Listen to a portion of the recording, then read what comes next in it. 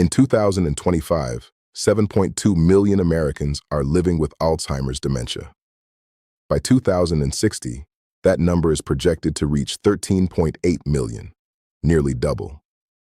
Not because of genetics alone, not because of bad luck, in significant part because of the accumulated biological cost of choices made night after night, for decades, before a single symptom appeared.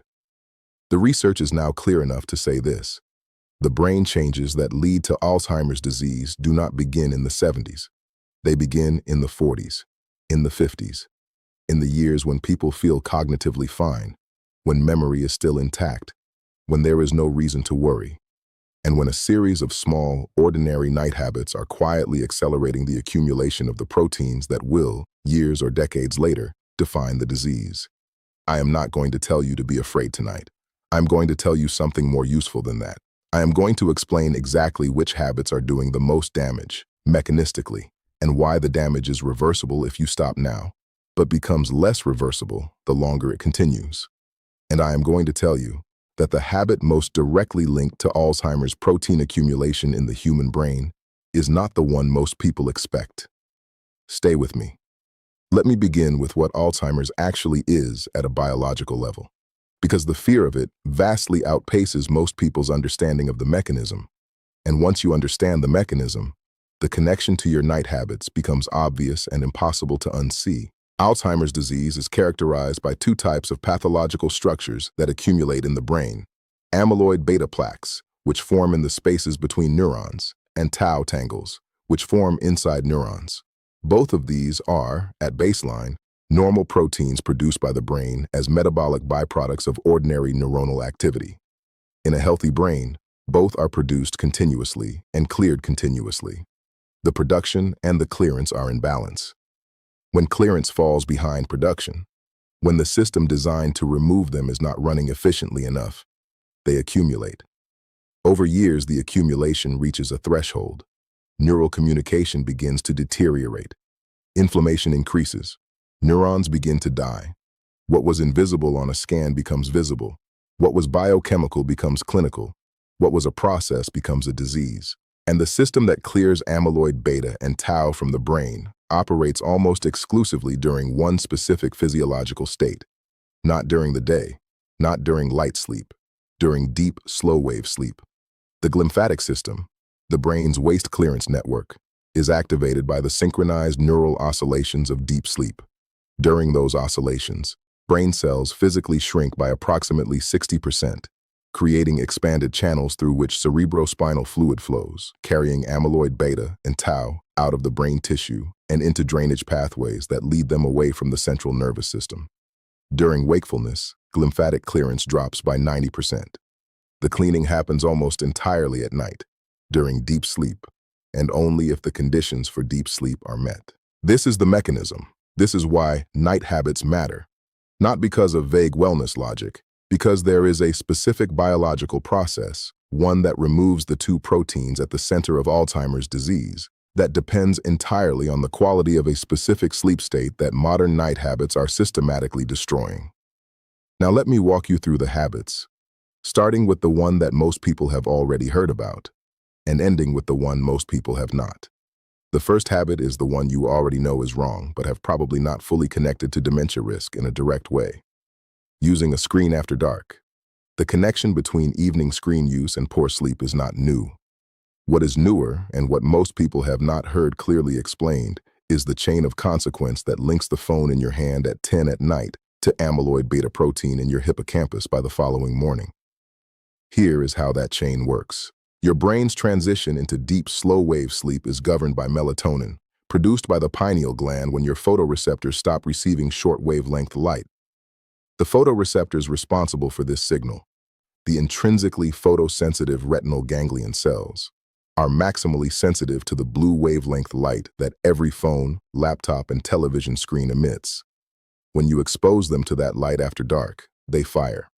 They signal your brain's master clock that it is still daytime. Melatonin production is suppressed or delayed. The cascade that leads your brain into slow-wave sleep is deferred. Research published in Brain Communications in 2024 confirmed significant melatonin attenuation from evening smartphone use without a blue light filter, with the suppression effect more pronounced in some individuals than in others. The practical consequence of melatonin delay is straightforward. Deep, slow-wave sleep begins later, covers a shorter duration, and produces less glymphatic clearance per night. An NIH study using positron emission tomography, PET, imaging that directly measures amyloid beta in living brain tissue, found that one night of sleep deprivation caused a measurable increase in amyloid beta burden in the hippocampus and thalamus. Just one night. These are the brain regions most vulnerable in early Alzheimer's. The proteins that the glymphatic system is designed to clear had accumulated in a single day of impaired clearance. This is not a marginal risk.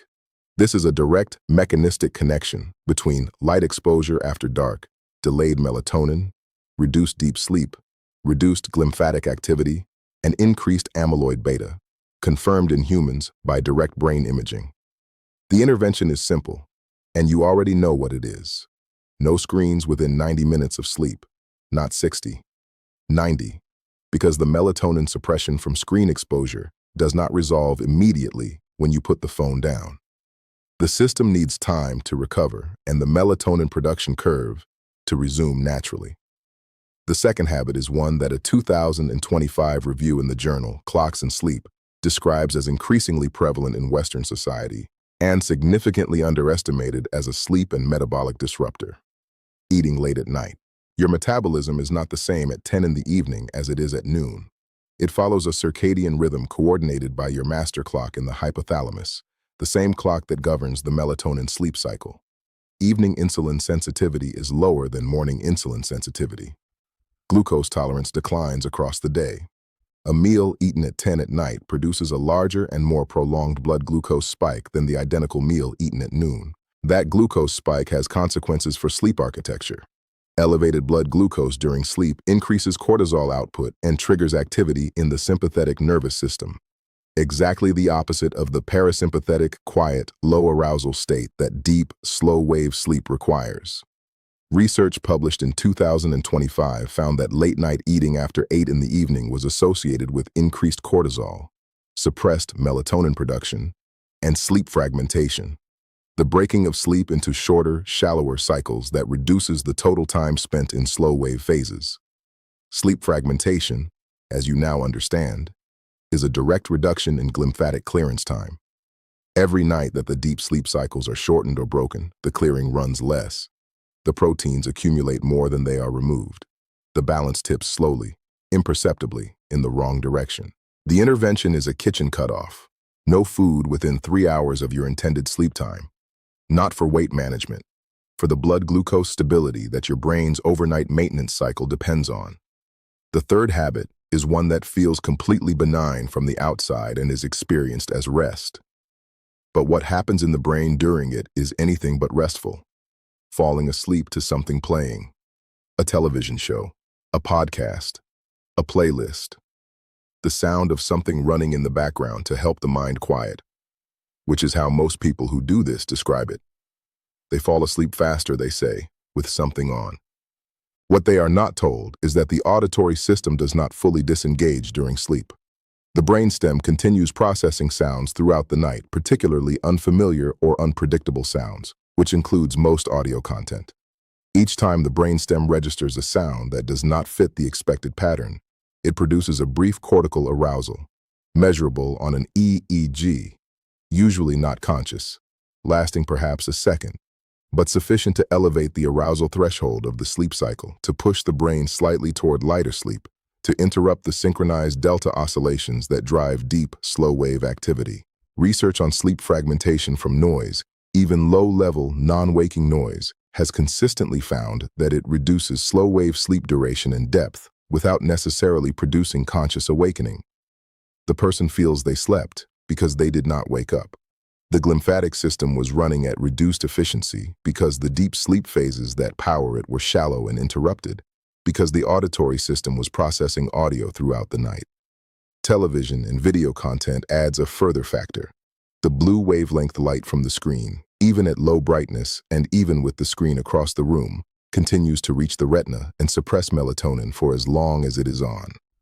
Falling asleep to a screen means beginning sleep in a state of partial melatonin suppression, with an auditory system that will be processing sound for the entire night. The intervention: complete silence and complete darkness for sleep. Not comfortable background sound. Not a dim screen across the room. Silence. Darkness. The two environmental conditions that your brain evolved to associate with the transition into deep sleep. The fourth habit is the one I want to spend the most time on, because it is the most counterintuitive, the most evidence-supported, and the one that almost no one in a routine medical conversation is told about. Drinking alcohol in the evening. Alcohol is, for most people who drink, primarily understood as a social or relaxation substance. It is also understood by many as a sleep aid, something that helps the mind quiet, that accelerates the transition into sleep, that helps them fall asleep faster and sleep more easily. This understanding is accurate, and it is exactly why it is dangerous. Alcohol does help you fall asleep faster. It works by depressing the central nervous system, reducing the arousal activity that makes sleep onset difficult. The transition from wakefulness to sleep on a night when alcohol is consumed is genuinely faster and easier for most people. What happens after that is the part nobody explains. Alcohol is metabolized by the liver over several hours after consumption. As the blood alcohol concentration drops during the night, typically 3 to 5 hours after drinking, which places the peak metabolic processing at 2 to 4 in the morning, the nervous system rebounds. Cortisol rises, adrenaline increases, the sympathetic nervous system activates. This rebound effect is well documented. It is the biological mechanism behind the fragmented lighter sleep that characterizes the second half of alcohol-affected nights. The beer or wine that felt like it was helping you sleep is producing a neuroendocrine rebound at exactly the time when the deepest and most important slow-wave sleep cycles should be running. But the effect on deep sleep is even more direct than the rebound alone. Washington University School of Medicine researchers published findings in the journal Brain showing that disrupting just one night of sleep in healthy middle-aged adults caused an increase in amyloid beta, and that 1 week of poor sleep was associated with an increase in tau, the protein more directly linked to brain damage and cognitive decline in Alzheimer's disease. The researchers found that tau levels doubled with sleep disruption in humans in a single week. In healthy middle-aged adults with no signs of cognitive impairment, alcohol directly suppresses the slow-wave sleep stages that the glymphatic system depends on. A person who drinks 3 or 4 evenings a week is running their brain's Alzheimer's protein clearance system at a fraction of its designed capacity, 3 or 4 nights out of 7, every week, for years. The proteins accumulate. The clearance cannot keep up. And none of this is visible. There is no symptom. There is no morning indication that something is building. There is only the slow, invisible accrual of proteins in the exact brain regions that will, in a future decade, show up as the biological signature of Alzheimer's disease. A 2025 study estimated the lifetime risk of dementia after age 55 to be 42%, over double previous estimates for this age group. 42%. That is not a condition affecting a small minority of unlucky people. That is a condition that affects almost half of the population that lives long enough to reach the years when the decades of accumulation finally cross the threshold of clinical expression. Most of those 42% will have had absolutely no idea, during the years when the accumulation was happening, that their evening choices were participating in that process. I want to be precise about something, because I think precision matters here. I am not saying that any single glass of wine causes Alzheimer's disease. The research does not say that. What the research says is that the nightly disruption of deep slow-wave sleep, by whatever mechanism, reduces glymphatic clearance of amyloid beta and tau, and that this reduction, sustained over years, is a contributory factor in the pathological accumulation that drives Alzheimer's. Alcohol that is consumed regularly enough to fragment the second half of sleep is a regular contributor to that mechanism. That is what the evidence says. And that is what most people are never told clearly enough to act on. Let me give you what to do with this. Tonight, before you go to sleep, put the phone down 90 minutes before you intend to close your eyes. Not dimmed, not face down. Put it in another room. Eat your last meal 3 hours before bed. Create a sleeping environment that is completely dark. and completely silent. And if you drink alcohol, consider what frequency and timing means for the sleep architecture that your brain depends on to run its most important maintenance process. None of these require supplements. None require devices. They require the specific informed choice to give your brain the conditions it was designed to need. Here is the number I want to leave you with.